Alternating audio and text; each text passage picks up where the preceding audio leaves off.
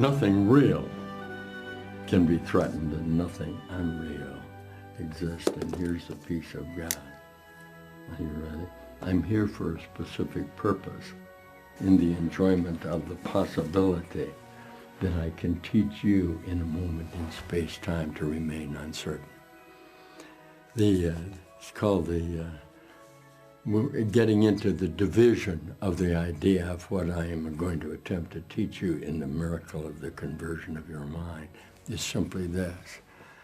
All right. I was reading this morning, I lectured this morning down at the University of Wisconsin.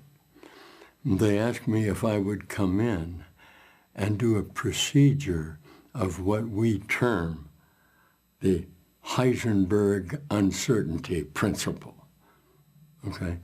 See, will you say that to me? Say that to me. Heisenberg uncertainty principle. Say it again. The Heisenberg uncertainty principle. Will you explain to me what you mean by the idea of the scientific approach that every time I view something, it seems to either disappear, be before I anticipated it was going to be present with me, or after it's gone? There's particular joy in teaching Heisenberg's uncertainty principle with one annotation that I'm going to allow and that I attempted to do when I was at Wisconsin in this hour, is the first thing I usually try to do when I walk in with Heisenberg is to tell you a joke. That is, it's not going to do me a lot of good, right, in Heisenberg's uncertainty principle, because almost immediately the idea of an alternative that would be available to me has to be looked at from the perspective of the possibility that it's not true. So that any punchline I give you in regard to what a joke would have to involve the idea that in Heisenberg's, look at this, in Heisenberg's uncertainty principle, remember when he was there and he drew you a system on the board where you tried to derive meaning out of what was in between the uncertainty and ran into the dilemma that while you could recognize it within a system where it was not possible to know what the result would be, it didn't at that moment seem very funny to you, did it? In other words, it wasn't funny. Listen with me. Here's what I'm going to attempt to do because you're at this point with me. I'll read you just an idea about the variation of E being mc squared. This only takes about 6 minutes. In the mind training of A Course in Miracles, the idea that you ask me to come in and begin to talk about Heisenberg have to involve the idea that you'll start to laugh. Shall I tell you what? Well, the reason you'll start to laugh is the visions that you see out there at the time you see them obviously don't seem very funny. And if I'm going to teach you systematically a miracle of the possibility that I can change it, there it is, that I could actually change it.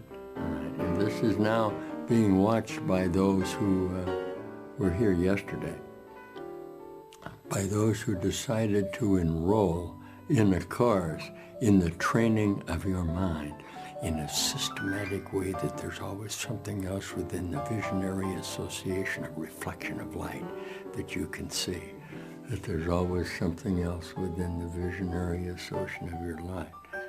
Now, here's the kind of teachers we need.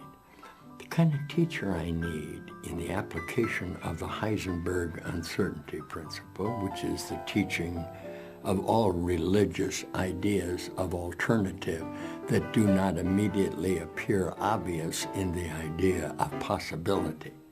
You see this? In other words, the idea of being uncertain is why you're here.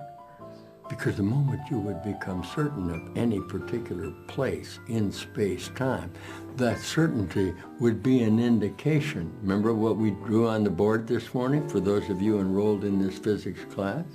Huh? If you're in a physics class, you want to be sure to bring plenty of paper to class with you. That was a joke. but never mind, you probably didn't get it. But I would attempt to tell you the arrangement that each time you reach a solution, you immediately question it. And at the time you question it, okay, while it may remain funny for a moment, somewhere, almost certainly, it's going to take on an idea that it's not funny. Shall I practice with you? See if a little bit about Heisenberg is funny or not. I'm curious. I'm what they call a master teacher of the conversion through the auspices of A Course in Miracles, where I remain in constant demonstration that there's always an alternative available to you in the idea of the perspective of setting up a picture of a hologram of energy idea in which the universe is out there, and that I need to adjust my perspective here, right now. Here I am in Wisconsin. Here I am at the university. Here I am, and you decided that you want to enroll in this course in the idea of the Heisenberg uncertainty principle.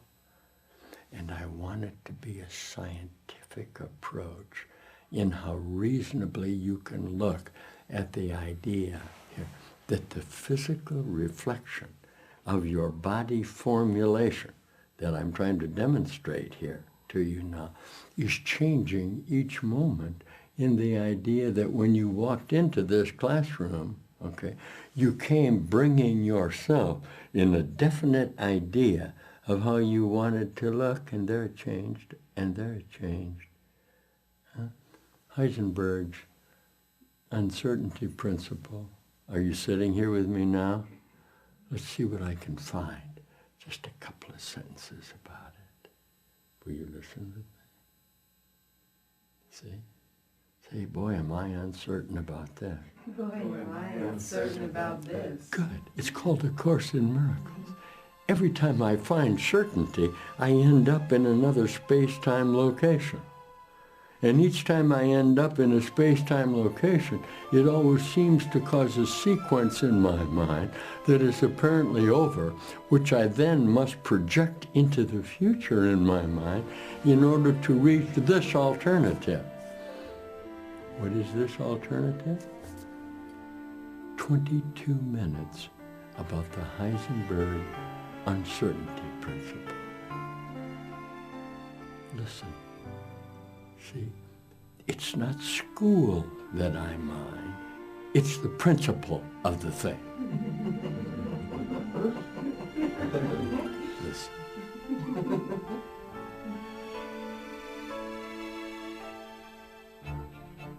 After finishing his studies, Heisenberg came to attend Bohr's Institute in Copenhagen and spent the years 1924 to 1927 there, learning both Danish and English while pursuing his other studies.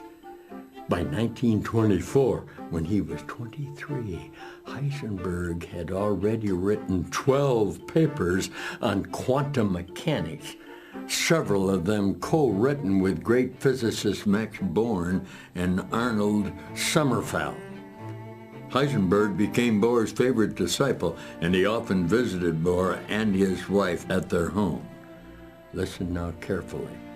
When the great debate started between Einstein and Bohr, Heisenberg typically took Bohr's point of view, while Schrödinger sided with Einstein. Because this entanglement between Bohr and Heisenberg lasted throughout all of space-time, since the whole problem you're having is trying to decide whether to decide or not to decide, and this is where the paradox occurred. See if you can hear this. Heisenberg developed a theory of quantum mechanics equivalent to Schrödinger, and his version was finished a little before that of his senior colleague. Here we go.